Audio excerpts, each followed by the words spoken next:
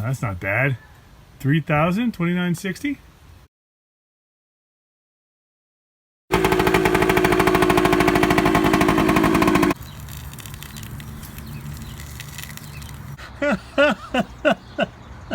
I forgot to actually put two-stroke oil in this thing. $100 at Harbor Freight.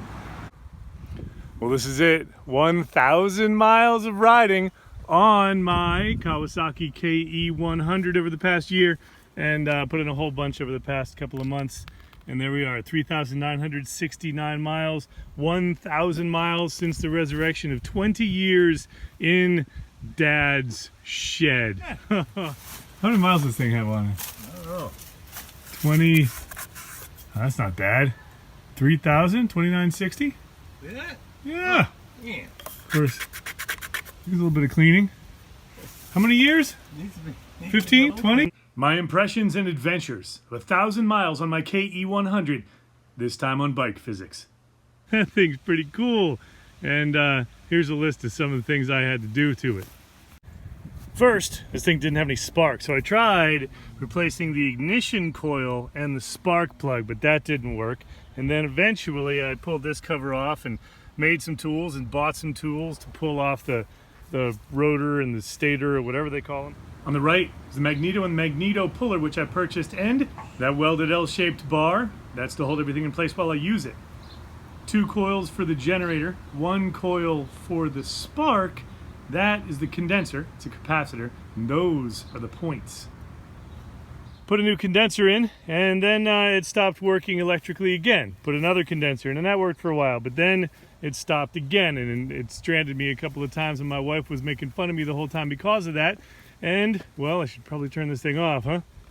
And then, eventually, upon the recommendation of Kevin Bergeron, I replaced the points in addition, and it's been running really great, fabulously, wonderfully for about 300 miles.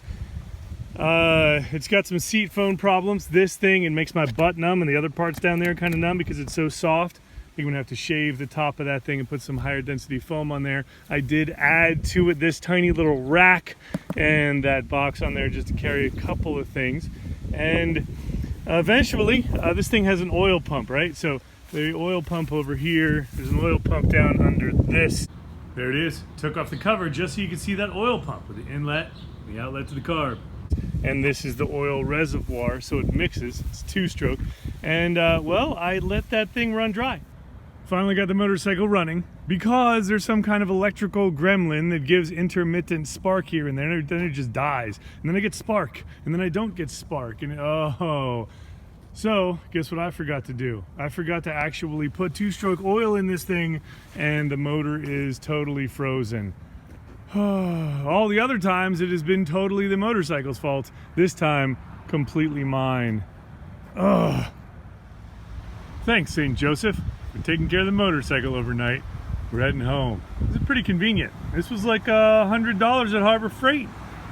2 uses already. Totally worth it.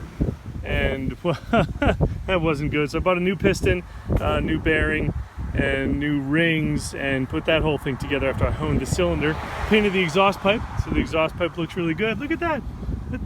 It was some flat black, and it doesn't look too bad. It's a whole lot better than the original rusty pile of garbage.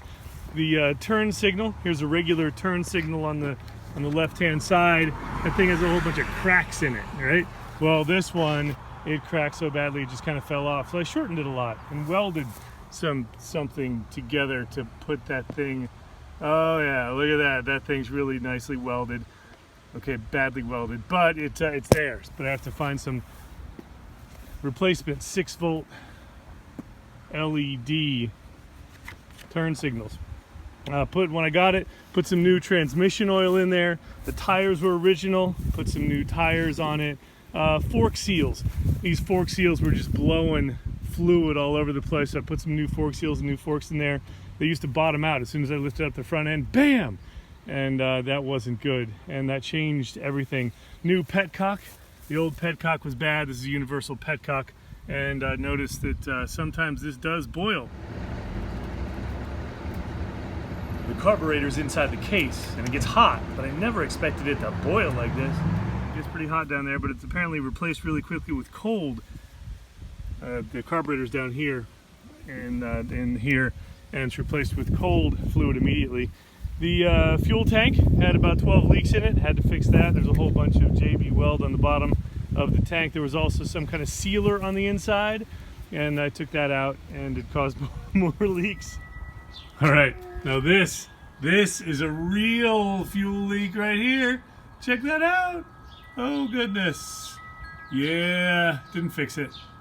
This is how bad it was leaking underneath originally, and I diagnosed the location wrong. My original patch had cracked in the middle, so I ended up trying to patch it not working, and then patching it again. The JB quick weld, I put it in there, and then I put a vacuum cleaner and sealed it up and sucked it in. It actually did a pretty good job once I actually figured out where the problem was. And it really started leaking one day.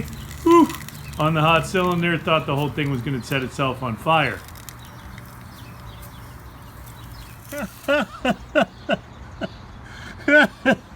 More JB weld and a vacuum cleaner. Air filter, put a new, this thing right here, and the air filter that had been eaten or had just deteriorated over the years.